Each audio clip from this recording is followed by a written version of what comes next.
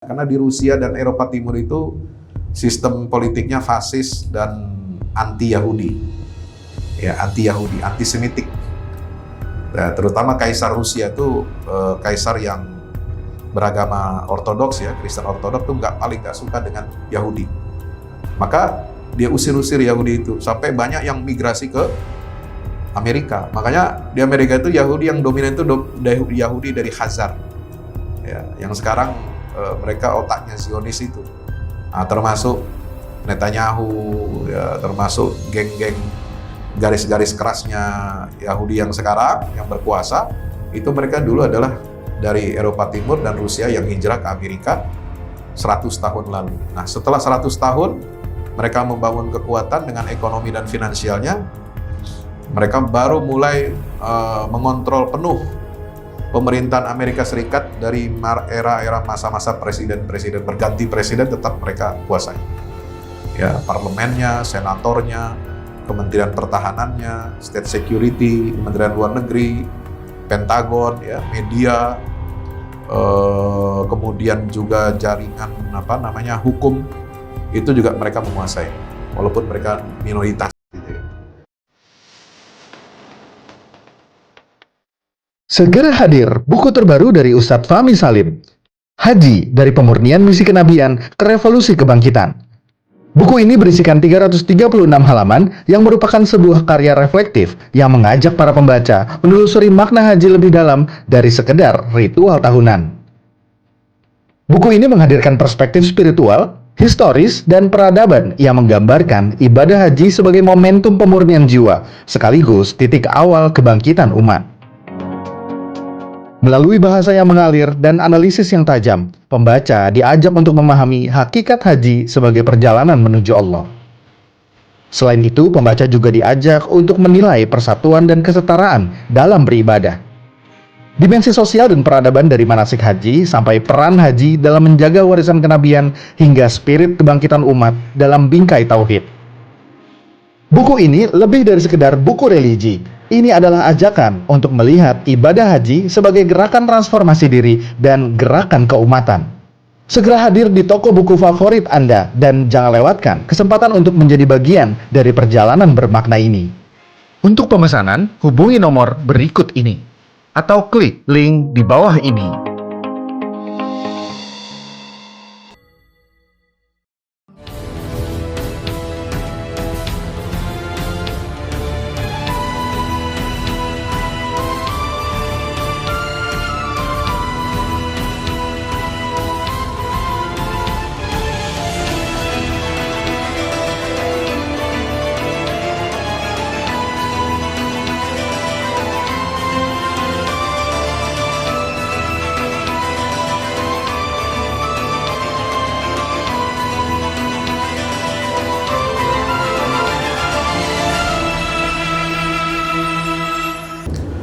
Assalamualaikum warahmatullahi wabarakatuh.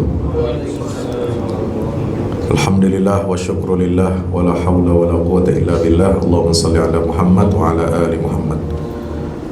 Saudaraku, hadirin hadirat jamaah Masjid Isma Bakriyah, insyaallah mudah-mudahan kita semua dirahmati Allah Subhanahu wa taala. Alhamdulillah kita telah menyelesaikan rangkaian ibadah hari-hari yang sangat agung di bulan Zulhijjah ini. Kita sudah melewati 13 hari, mulai dari 10 hari yang pertama Zulhijjah, dilanjutkan dengan 3 hari tasyrik. Ibadah yang intinya adalah ketundukan dan pengorbanan sebagaimana yang diteladani dan dicontohkan oleh Nabi Ibrahim alaihissalam. Mudah-mudahan kita semua dapat meraih dan menjadi hamba Allah, menjadi kekasih Allah sebagaimana Nabi Ibrahim. Karenanya Allah Ta'ala berfirman dalam surah An-Nisa 125, "Wa man ahsanu dinan mimman aslama wajhahu lillah wa huwa muhsinun wattaba'a millata Ibrahim hanifa wattakhadallahu Ibrahim khalila." Nabi Ibrahim menjadi kekasih Allah itu karena 3 sebab, 3 faktor yang disebut dalam ayat itu. Yang pertama adalah karena dia meluruskan, memasrahkan orientasi hidupnya untuk Allah. Aslama wajhahu lillah. Yang kedua, wahwa muhsin.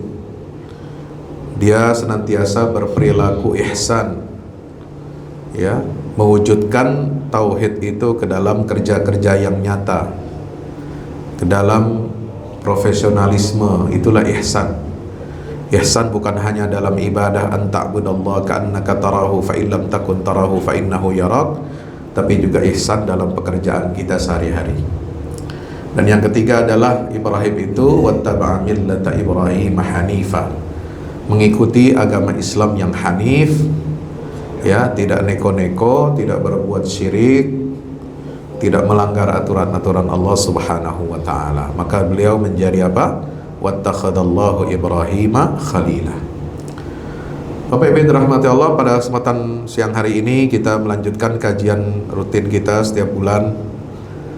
Nah, kalau Nabi Ibrahim itu punya 3 karakter yang istimewa dalam Al-Quran, sebagaimana beliau itu adalah panutan kita semua umat Islam, maka kita sebagai keturunan dan penerus risalahnya Nabi Ibrahim, ya, Allah mengajarkan kepada kita menurunkan surat yang agung, yang penting untuk kita cermati, yang diwahyukan kepada Rasulullah Muhammad SAW, Nabi akhir zaman, anak keturunan atau cucu daripada Nabi Ibrahim alaihissalam, yaitu surat Al-Isra.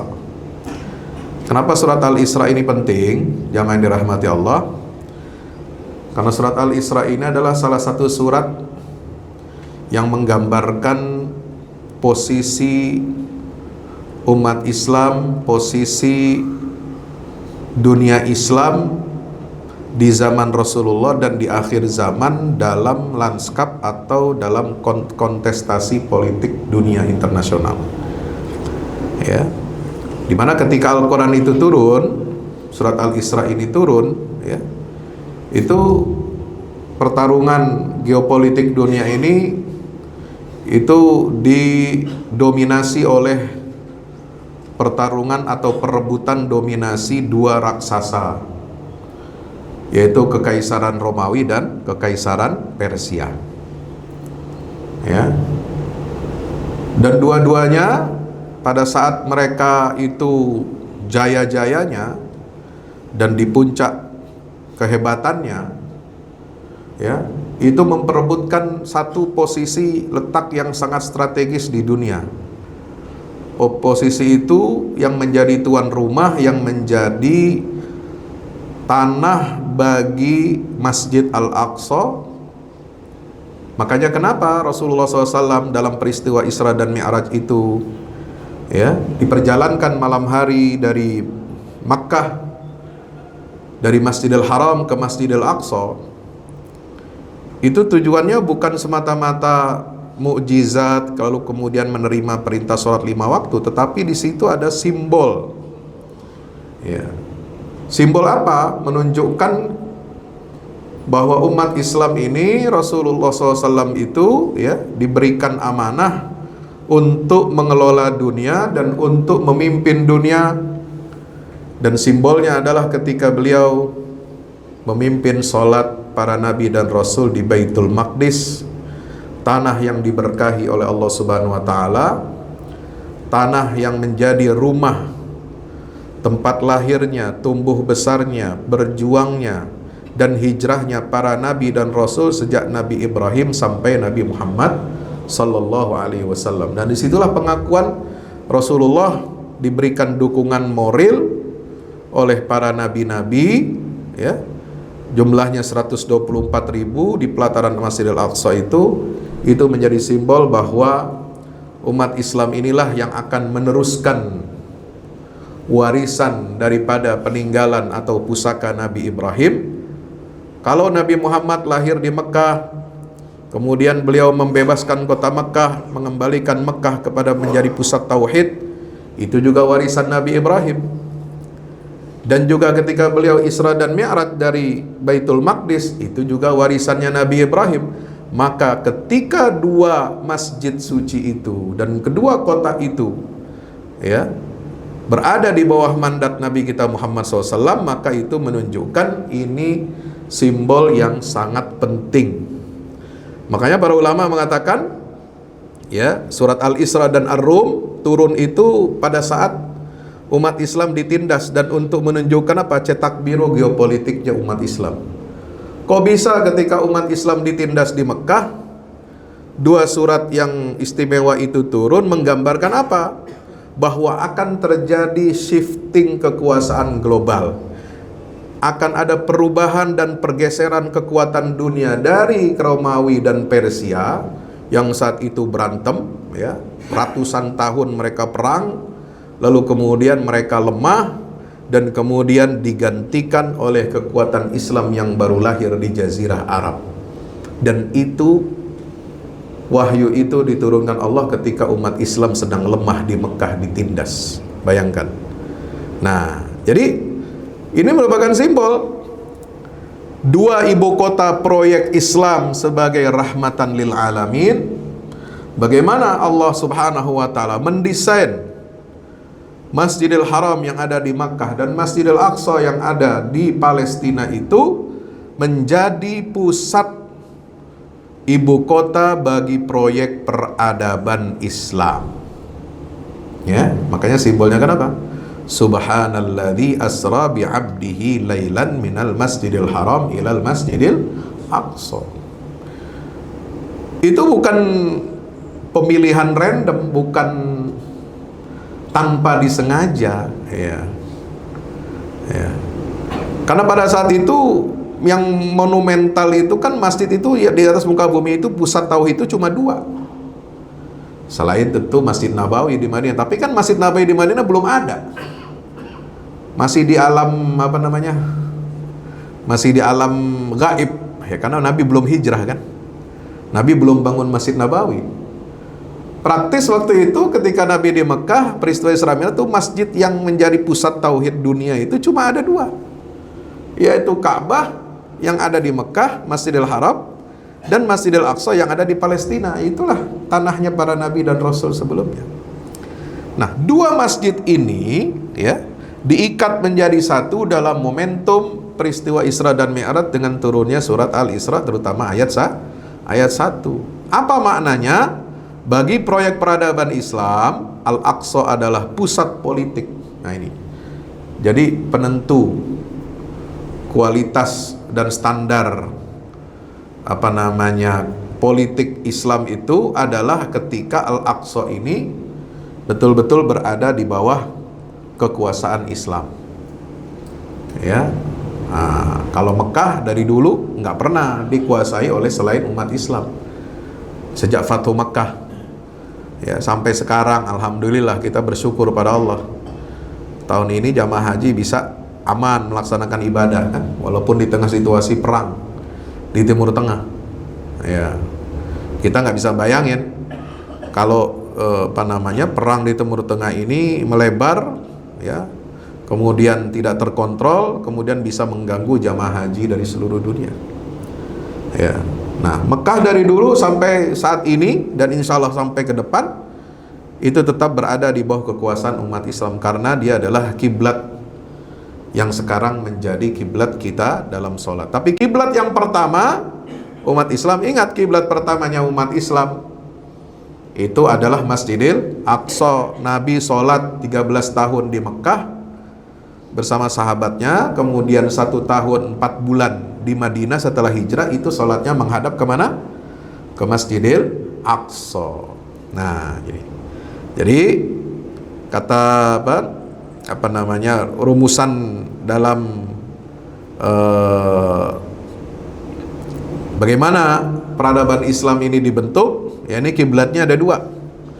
Mekah itu sebagai religious capital, ya, sebagai ibu kota agama atau spiritual, ya, itu Mekah karena pusat kita sholat kiblatnya di mana? Di Mekah, di Ka'bah. Nah, yang ibu kota yang kedua adalah Al-Aqsa fi adnal ardi. Nah, ini adalah apa namanya political capital, ya, ibu kota politik. Ibu kota politik umat Islam ini seluruh dunia itu adalah di Al-Aqsa. Itu. Nah, dua simbol ini yang kemudian tidak boleh lepas satu dengan yang lainnya. Ya, sebagaimana kita beriman, percaya bahwa kiblat kita dalam sholat itu adalah Masjidil Haram dengan Ka'bahnya, maka kita juga wajib untuk percaya dan mempertahankan Masjidil Aqsa sebagai kiblat ibu kota politik umat Islam, terutama umat Islam di akhir zaman, sebab Nabi sudah memprediksikan idza nazalatil khilafatu al-ardal muqaddasata. Jadi khilafah di akhir zaman itu nanti akan tegak berdirinya di mana? Di Ardil Muqaddasah, tanah suci Baitul Maqdis. Ya, itu. Jadi bukan ibu kota politik umat Islam khilafah ala minhajun nubuwah di akhir zaman itu bukan Mekah.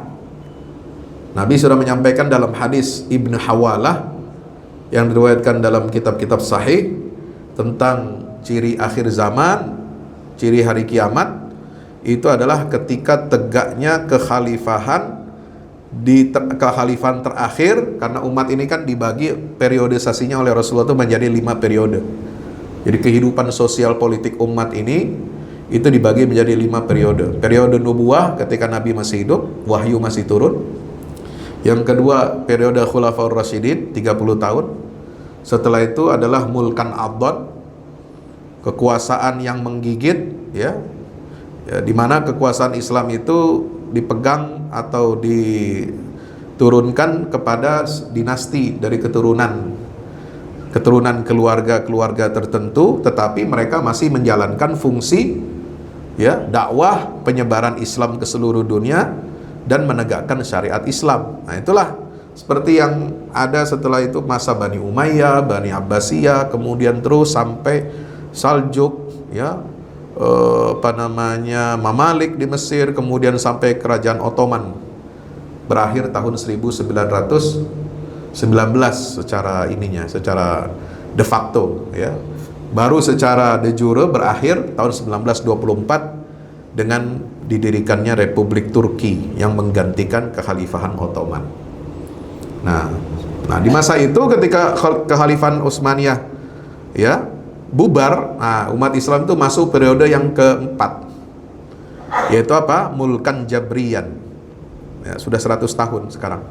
Sudah 100 tahun lebih. Jadi 19 bahkan kalau dimulai dihitung oleh para sejarawan dan ulama itu masuknya itu sebenarnya 1917 ketika terjadi apa? Perjanjian Balfour itu. Di mana kekuatan imperialis Inggris memberikan tanah Palestina kepada siapa? Kepada kaum Yahudi, Zionis Internasional.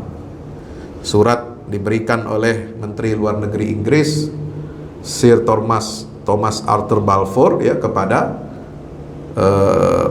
Lord Rothschild, ya. Sekarang Rothschild ini keluarga sudah generasi ketiga yang ada di Inggris dan di negara-negara Eropa itu, ya, yang menguasai finansial bank-bank di Eropa, ya. Nah, itu mereka yang mensponsori berdirinya negara Israel, ya, Bapak Ibu dirahmati Allah.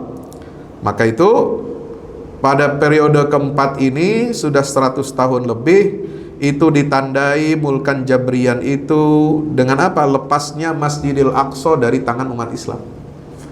Nah, kalau dulu kan selama dari zaman nubuwah, kemudian Khulafaur Rasyidin, ya, Baitul Maqdis ini ditaklukkan, Yerusalem ditaklukkan oleh Umar bin Khattab, kemudian sampai Ottoman bubar, itu baru tidak ada penghalang lagi bagi kekuatan Yahudi dan Barat untuk mengcapture, mengambil alih, ya, menjajah Baitul Maqdis kecuali setelah keruntuhnya kekhalifahan Ottoman. Nah, itu yang disebut dengan istilah politiknya itu ketiadaan penghalang. Sebab penghalang terbesar bagi Yahudi untuk menguasai Masjidil Aqsa atau tanah suci yang mereka sebut dengan Eretz Israel Haslemah, itu Israel Raya, itu proyek Israel Raya. Ya, sekarang mungkin baru Palestina. Kalau dalam proyek politiknya Zionis, Israel itu nggak cukup wilayah Palestina, tapi juga mencakup Mesir, ya, Arab Saudi sebagian sampai Madinah, dari Tabuk sampai Madinah itu diklaim sebagai milik Yahudi. Kenapa? Karena dulu orang-orang Yahudi tinggal di sana. Kemudian Irak, kemudian negeri-negeri Syam, Suria, Lebanon, Yordania, ya, kemudian satu lagi Turki sebelah tenggara di wilayah timur selatan. Itu dulu juga pernah dilewati oleh Nabi Ibrahim alaihissalam. Jadi 8 negara ini itu berada di bawah yang diklaim oleh mereka sebagai wilayah negara Israel Raya. Nah disinilah pertunjukan atau teatrikal akhir zaman itu akan terjadi, di mana ya kekuatan umat Islam ini itu akan berbenturan secara diametral berbenturan dengan proyek politik Yahudi dan Zionis Kristen. Jadi ada Zionis Yahudi, ada Zionis Kristen. Ya, Zionis Yahudi itu didukung oleh Zionis Kristen, evangelis Protestan ya maksud saya, yang mendukung kembalinya Yahudi ke Baitul Maqdis, ke Palestina itu adalah mereka. Nah, mereka inilah yang berkuasa dulu di negara-negara Eropa pemenang Perang Dunia I, Inggris, Prancis. Itu evangelis semua, Protestan. Lalu Amerika pemenang Perang Dunia Kedua yang menggantikan Inggris ya sebagai negara adidaya. Sampai sekarang itu adalah politik Amerika didominasi oleh siapa? Kelompok evangelis Protestan ya. Saya sudah sampaikan di majelis ini beberapa pertemuan sebelumnya.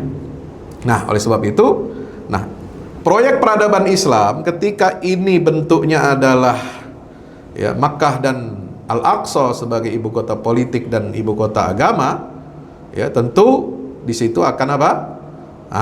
Akan bertentangan dengan proyek Yahudi, di mana Yahudi mengklaim ya pusat pemerintahan raja dan nabi yang Allah turunkan pada nabi Bani Israel, yaitu Daud dan Sulaiman, juga pemerintahan mereka itu adalah di Al-Aqsa yang sekarang ini. Nah, makanya mereka ingin mendirikan bait suci Sulaiman yang ketiga. Nah, disinilah pentingnya kita membaca kode-kode yang ada di dalam surat Al-Isra, Bani Israel. Allah menyebut ada 2 korupsi besar yang dilakukan oleh Bani Israel ya dalam sepanjang perjalanan mereka di dunia ini, dari mereka muncul sampai akhir zaman ya. Itu Al-Quran sudah menetapkan wa qadayna ila bani Israila fil kitabi la tufsidunna fil ardi marrataini. Kerusakan Bani Israel yang mereka timbulkan di muka bumi ini kerusakan besar. Kenapa Allah menyebut kerusakan yang ditimbulkan Bani Israel ini penting? Loh, bukankah bangsa-bangsa lain sudah membuat kerusakan juga? Romawi emang nggak kalah rusak? Ya, pertanyaannya ya. Persia apa nggak kalah rusak? Dia menjajah, membunuhi orang. Peradaban-peradaban dunia sebelum itu kan juga ada. Tapi kenapa ya Allah menyebutnya itu Bani Israel aja yang direkam dalam Al-Quran? Dan disebutnya 2 kali lagi, presisi marrota ini. Nggak mungkin, tidak boleh ada tafsir sekali atau 3 kali, nggak ada. Karena Al-Quran menyebutnya 2 kali ya.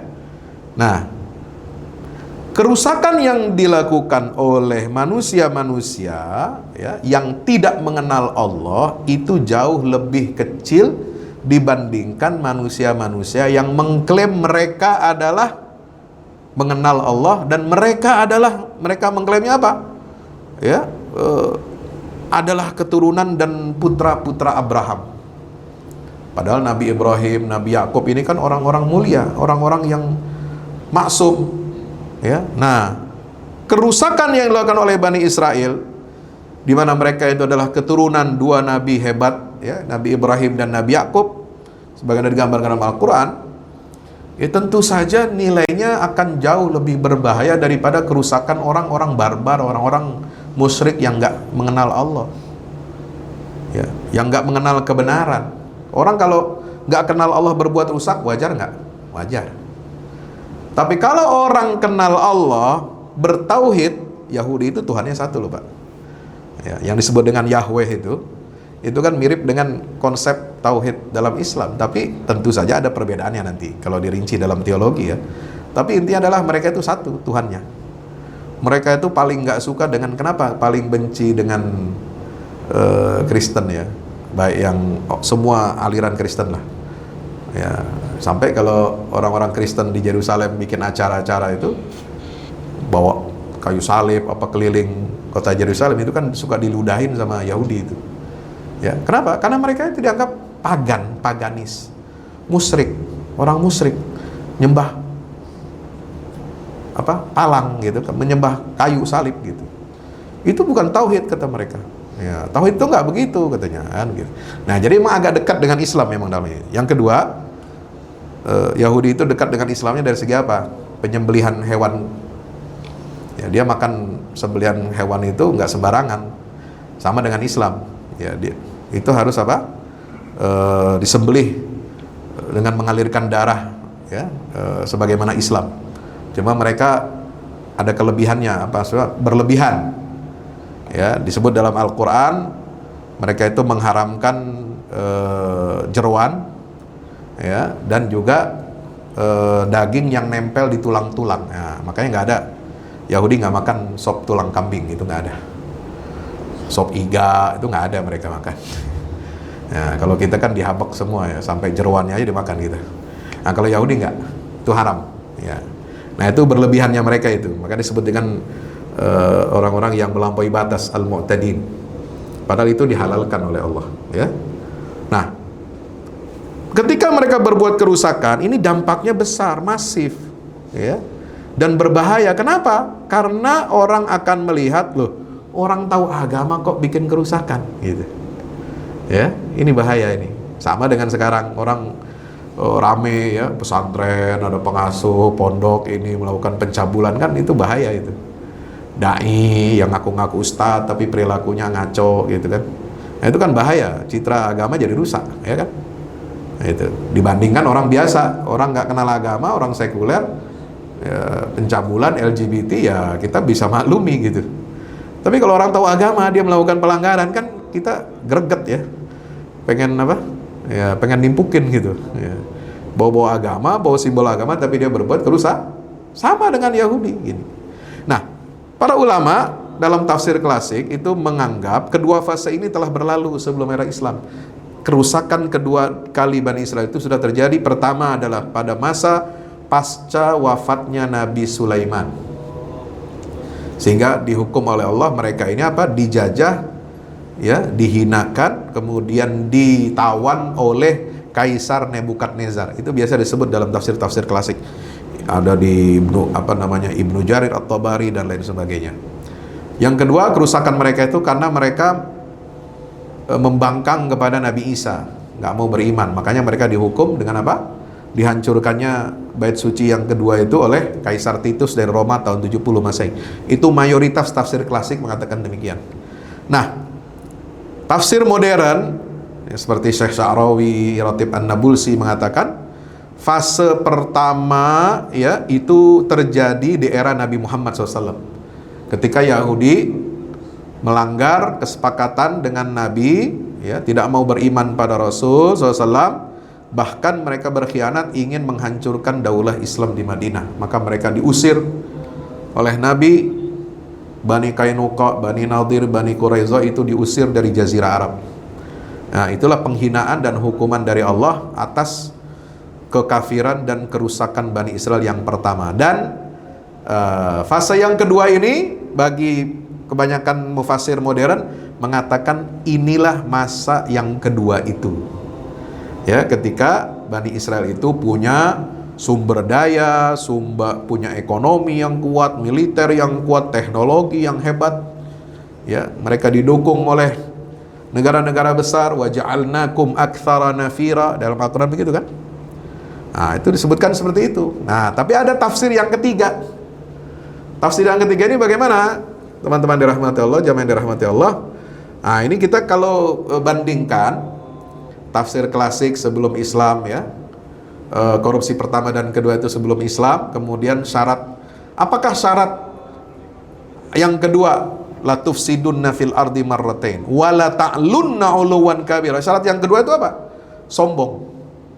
Sombong kenapa? Karena merasa digdaya, merasa bisa mengangkangi aturan-aturan hukum internasional. Itu kenapa? Karena mereka sudah memiliki negara, ya, memiliki negara dan punya jaringan hegemoni global. Itu yang maksud dari wala ta'lunna 'uluwan kabira, ayat 4 surat Al-Isra, ya. Nah, kalau dalam tafsir klasik, dua korupsi ini sudah terjadi pada saat itu belum ada syarat uluwun kabir, tidak memiliki, tidak punya negara kan? Ya. Kalau tafsir modern itu terjadi di era Nabi Muhammad, korupsi yang pertama tadi saya sebutkan, dan korupsi yang kedua ini terjadi di era modern mulai dari tahun 48 sampai sekarang. Nah, itulah. Nah, jadi ketika Allah mengatakan la tufsidunna fil ardi marratain, nah kerusakan yang kedua itu terjadi sekarang. Fa idza jaa wa'du ulahuma ba'athna 'alaikum 'ibadan lana uli ba'sin syadid fajasu khilal diyar wa kana wa'dan maf'ula thumma radadna lakumul karrata 'alaihim. Setelah mereka berdiaspora, lemah, ya, terkucilkan di seluruh dunia setelah kerusakan pertama karena mereka membangkang, mengingkari kerasulan Muhammad SAW. Mereka lemah selama ribuan tahun, baru masuk di era modern mereka kemudian apa? Bisa kembali mengalami kejayaan, dikembalikan oleh Allah, diizinkan Allah punya apa? Harta yang banyak. Tsumma radna lakumul karrata 'alaihim wa amdannakum bi amwalin wa banin wa ja'alnakum aktsara nafira. Nah, itu tafsir modern sebagian mengatakan demikian. Inilah sekarang kita menyaksikan itu. Tapi apakah pertanyaannya, Yahudi dua masa itu dalam tafsir modern itu memiliki uluwun kabir, memiliki kedigdayaan? Ternyata enggak. Di era Nabi Muhammad mereka enggak punya negara, ya. Negara tadinya mau mendirikan negara Yahudi di Madinah, tapi kan tergeser, kalah oleh dominasi umat Islam, ya. Makanya mereka apa? Mereka dongkol, mereka dendam, mereka ingin menghancurkan umat Islam bekerja sama dengan kaum musyrikin Mekah dalam perang Ahzab.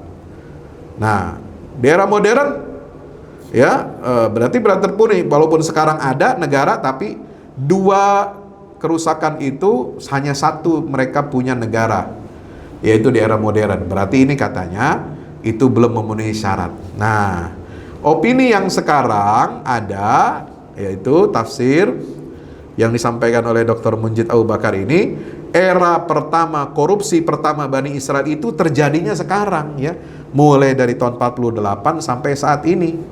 Dan korupsi Yahudi, kerusakan Yahudi yang kedua itu adalah nanti di masa depan pada saat munculnya Dajjal, itulah era kekuasaan hegemoni Yahudi global. Kenapa? Karena Dajjal inilah, ya, seorang sosok yang membawa fitnah besar, dan Dajjal inilah mirip-mirip cirinya itu sebagai mesiahnya Yahudi, ya. Karena Yahudi itu kan menunggu-nunggu mesiah, penyelamat, ya, mesiah Yahudi itu. Nah, mereka menunggu-nunggu padahal udah ada Nabi Isa, nggak percaya. Udah Allah kirim utus Nabi Muhammad supaya mereka beriman, nggak percaya juga. Sampai sekarang mereka menunggu itu mesiah terakhir, ya, belum muncul-muncul. Nah, itu nanti yang akan mereka ikuti itu adalah Dajjal, jadi nabinya mereka. Makanya mereka mempersiapkan Baitul Maqdis untuk menjadi kerajaannya Dajjal di akhir zaman. Maka pusat fitnah Dajjal itu nanti adanya di Baitul Maqdis, dan nanti Baitul Maqdis menjadi pusat kerajaannya Dajjal yang diimani oleh orang-orang Yahudi, ya. Maka lalu Allah barulah turunkan kembali Nabi Isa alaihi salam di gerbang timur kota Damaskus, di wilayah yang padat penduduk Nasrani. Lalu kemudian dalam riwayat Nabi SAW, Nabi Isa itu akan menegakkan Islam, menjadi pengikutnya Muhammad SAW. Dia akan menghancurkan palang-palang kayu salib, dan kemudian terakhir dia akan memburu Dajjal, akan mengeksekusi mati Dajjal itu di mana? Di Babul Lot yang ada di sebelah timur kota Yerusalem. Nah, itu jadi seperti ini tafsirnya ya. Jadi pada masa sekarang dan masa depan memang Yahudi itu sudah diprediksi dan nyata keduanya memiliki hubungan hegemoni global ya. Bapak Ibu rahmati Allah Subhanahu wa taala. Nah, ini sebenarnya apa yang tadi saya sampaikan ini baru dijelaskan di slide ini. Syarat mutlak al-ulu terjadi di era Muhammad? Tidak. Yahudi tidak punya negara sentral ya. Yang ada mereka hanya suku-suku, kota-kota yang mereka bangun, benteng-benteng yang menaungi mereka. Nah, kemudian masa sekarang mulai tahun 48 sampai sekarang, iya, mereka inilah yang mengendalikan politik global, ekonomi global, dan media. Ini kehebatan Yahudi itu kan sedikit populasinya ya, tapi dia bisa mengendalikan dunia. Kenapa? Dia punya pengaruh atas politik ya dan media melalui penguasaan mereka terhadap negara adidaya seperti Amerika. Sejarahnya kan kapan Amerika mulai di-capture oleh Yahudi, mulai diduduki secara finansial, itu kan mulai akhir abad 19 ya, oleh Yahudi Rusia yang hijrah. Jadi dari Rusia, dari Eropa Timur itu hijrah kemana? Amerika, mencari tanah baru di mana mereka bisa bebas beribadah. Karena di Rusia dan Eropa Timur itu sistem politiknya fasis dan anti-Yahudi ya, anti-Yahudi, antisemitik. Nah, terutama Kaisar Rusia itu kaisar yang beragama Ortodoks ya, Kristen Ortodoks tuh paling nggak suka dengan Yahudi. Maka dia usir-usir Yahudi itu sampai banyak yang migrasi ke Amerika. Makanya di Amerika itu Yahudi yang dominan itu Yahudi dari Khazar ya, yang sekarang mereka otaknya Zionis itu.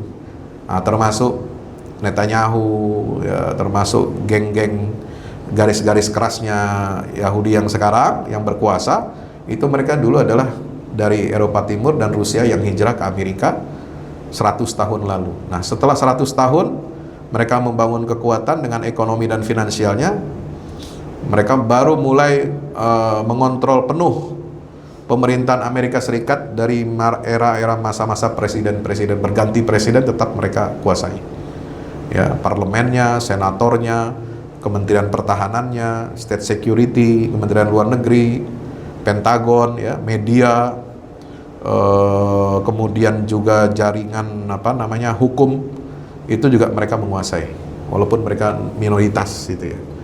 Nah, jadi itu. Jadi kayak itulah cara bangsa yang kecil tetapi bisa menguasai dunia dengan menguasai negara adidaya yang mengendalikan dunia ini gitu. Nah, ini sudah syarat mutlak al-ulu itu tidak terjadi ya di masa Nabi, tapi terjadi di masa sekarang. Nah, tapi kalau yang ini ifsadul ula dan al-akhirah fa idza jawa'adu ulahuma fa idza ja'a wa'dul akhirah. Nah, disinilah maka korupsi ini hanya terjadi 2 kali sepanjang sejarah, dan yang keduanya itu adanya di ujung zaman. Kalau yang kedua itu adalah masa sekarang, masa tahun 48 sampai sekarang, terus nanti masa keduanya kapan? Berarti kan langsung kiamat nih sekarang. Makanya orang suka bertanya-tanya, Pak Ustadz, ini kalau Israel dikalahin ya sama Palestina terus langsung kiamat dong. Nah, itu. Nah, sebenarnya nggak begitu, tidak sesimpel itu. Kenapa? Karena perjalanan prediksi perjalanan ke depan sampai kiamat itu sebenarnya masih lama. Dan pertarungannya ini baru awal. Ya, pertarungan gesekan antara umat Islam dengan Yahudi ini baru tahap awal yang disebut al-ifsadul awwal. Ya, fa idza jaa wa'du ulahuma. Nah, yang terakhir itu nanti lebih parah. Kenapa? Itu nanti kekuatan Dajjal. Ya, negara-negara besar terlibat, perang Malhamah Kubro terlibat, ya, di situ. Nah, di sini kita belum tahu nih kapan peralihan dari korupsi pertama Yahudi dari tahun 48 sampai sekarang ini dengan peralihan nanti ketika munculnya Al-Masih Ad-Dajjal, ya. Gitu. Berikutnya bukti yang ketiga. Nah, Al-Qur'an mengatakan apa? Ideologi ideologi Zionisme yang kemudian akan melahirkan proyek Dajjal itu berasal dari berbagai etnis. Apa buktinya? Surat Al-Isra ayat 104 ya. Wa qulna min ba'dihi li bani Israil askunul arda fa idza jaa wa'dul akhirah ji'na bikum lafifa. Ya, Al-Qur'an sudah mewartakan, menubuatkan perkataan ucapannya Nabi Musa, ya. Wahyu Allah kepada Nabi Musa apa? Wahai Bani Israel, tinggallah kamu di negeri itu, di Baitul Maqdis. Artinya ini kan ketetapan Allah. Mereka bisa berkumpul kembali di Baitul Maqdis itu atas izin Allah. Dulu belum terjadi. Ayatnya sudah turun, surat Al-Isra kan? Sudah Allah beritakan. Tapi selama ribuan tahun Yahudi belum punya tempat berkumpul gitu. Menjadi satu mereka. Nah, sekarang sudah disiapkan proyeknya.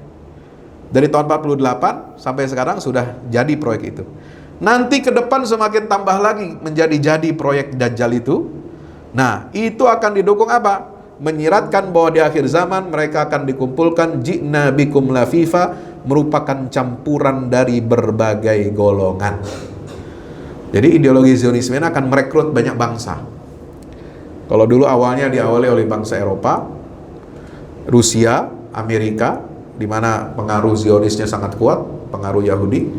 Nah, sekarang mulai ada apa? Dari bangsa Arab juga ada yang mendukung Zionis.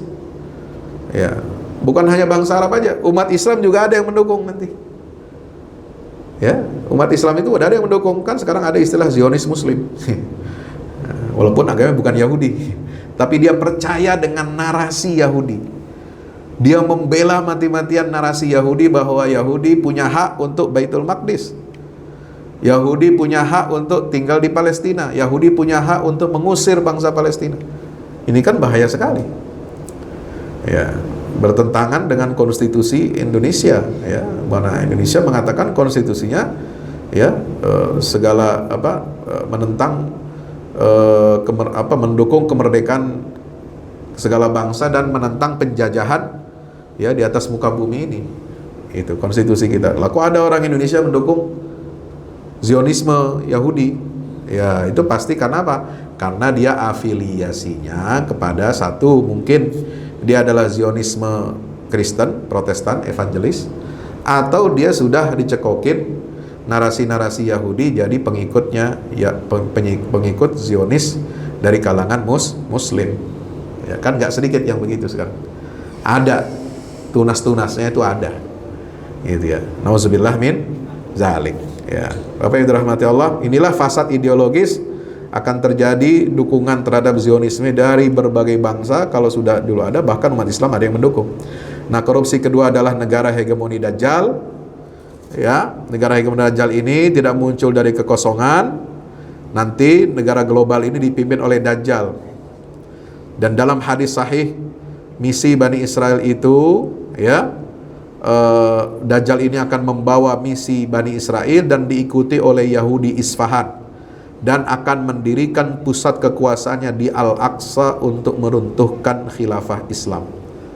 Ya, makanya Nabi dalam riwayat hadis mengatakan, saya khurujud Dajjal min Isfahan, wa yatba'uhu sab'una alfa Yahudiyin wa alaihim tayalisah. Dajjal itu akan muncul dari kota Isfahan di Iran, dan mereka akan diikuti oleh 70.000 Yahudi Isfahan yang mengenakan selendang khas Yahudi, Tayalisah. Ya, nah ini anatomi doa korupsi terakhir. Kemunculan Dajjal ini nanti akan diikuti dengan mukjizat palsu. Dajjal bisa mengendalikan cuaca dan sumber daya, penaklukan mutlak. Oh, hebat nanti fitnah di akhir zaman itu. Sekarang baru mengarah ke sana. Tapi kemudian dalam narasi Islam, Quran dan hadis sunnah Nabi SAW, itu Dajjal ini akan dihancurkan oleh apa? Oleh Nabi Isa alaihi salam, ya. Dan korupsi pertama sudah, ini akan dihancurkan, dan pasti akan dihancurkan oleh ibadah lana, hamba-hamba Allah yang berdedikasi. Ya, ini yang sekarang kita lihat, kita saksikan, dominasi Israel semakin walaupun dia ingin menunjukkan kekuatannya, ya, menghajar habis-habisan, itu kan sebenarnya untuk menjaga rasa malu dan rasa gengsinya dia menghajar, melakukan genosida di Gaza itu. Tapi sebenarnya kan legitimasi dan reputasi dia sebagai negara itu sudah runtuh. Ya, ketika 150 negara lebih mengakui Palestina dan minta Israel mundur dari wilayah Palestina dan mengatakan wilayah pendudukan mereka di Palestina itu ilegal, itu sudah keruntuhan diplomatik, keruntuhan legitimasi politik bagi Israel. Ya, kalau dulu Israel itu hanya melawan umat Islam, hanya melawan bangsa Arab. Sekarang yang dilawan oleh Israel itu apa? Seluruh bangsa-bangsa dunia. Dan ini udah nggak bisa, arah sejarah itu nggak bisa diputar balik lagi. Kalau sudah melawan dunia, selesai, tamat Israel. Nah, tapi nanti akan ada masanya dia akan muncul lagi dengan apa? Kekuatan Dajjal, gitu ya.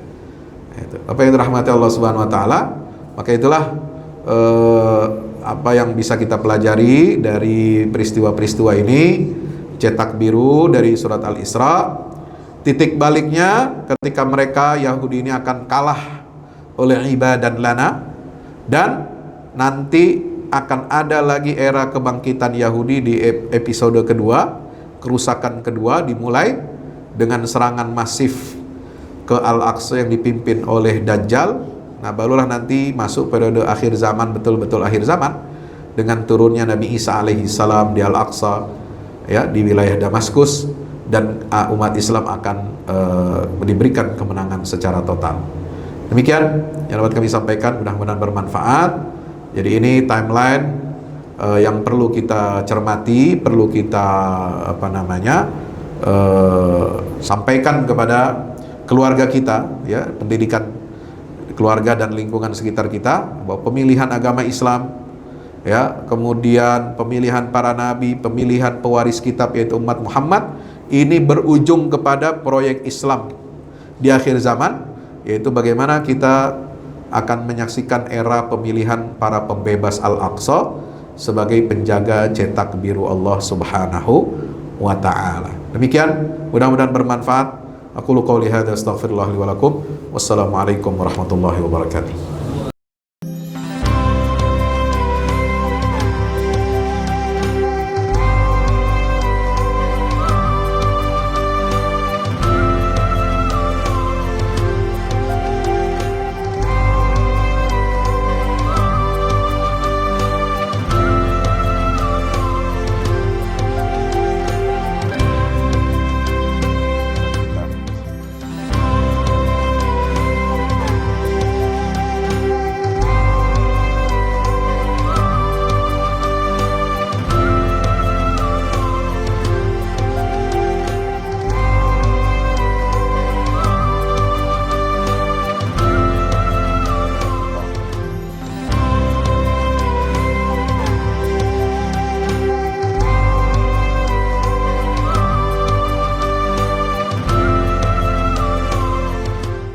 Assalamualaikum warahmatullahi wabarakatuh. Yang terbaru dari Al-Fahmu Institute, buku petunjuk manusia pilihan, karya Ustadz Fahmi Salim. Dari keseluruhan jumlah ayat-ayat Al-Quran, sekitar sepertiganya adalah berupa kisah-kisah. Hal ini menjadi dalil yang sangat jelas tentang pentingnya sebuah kisah. Andaikan kisah ini tidak penting, tidak mungkin menempati porsi yang banyak di dalam Al-Quran ini. Kisah Al-Quran mempunyai keistimewaan yang membedakan dengan kisah-kisah lainnya, seperti kisah sejarah ataupun fiksi. Sesungguhnya, kisah-kisah Al-Quran sumbernya adalah Al-Quran itu sendiri. Kisah Al-Quran adalah kisah yang mempunyai target, yaitu target agama dan akhlak. Sesungguhnya sumber yang menjadi rujukan asal kejadian-kejadian di dalam kisah-kisah Al-Quran dan para tokohnya adalah berasal dari alam dunia dan sejarahnya. Kisah Al-Quran adalah kisah nyata yang tidak ada khayalan atau fiksi di dalamnya. Tidak ada kepalsuan dan tidak ada mitos, serta tidak ada kode tertentu. Ini dikarenakan kandungan kebenaran yang terdapat di dalam sebuah kisah Al-Quran mengenai alam semesta dan tabiat jiwa manusia, serta kisah-kisah umat manusia semuanya itu adalah kebenaran yang valid, baik secara keilmuan maupun sejarahnya. Objek dari kisah Al-Quran adalah manusia.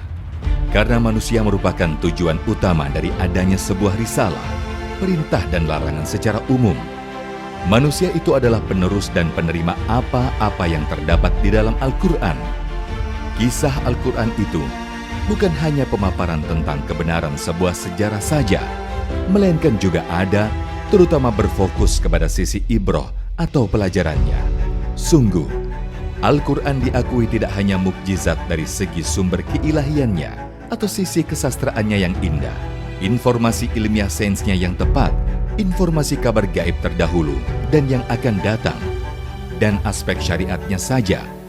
Mukjizat Al-Quran juga berupa solusi-solusi praktis masalah kehidupan, seperti tergambarkan dalam kisah-kisah petunjuk manusia pilihan yang menjadi utusan-utusan Allah.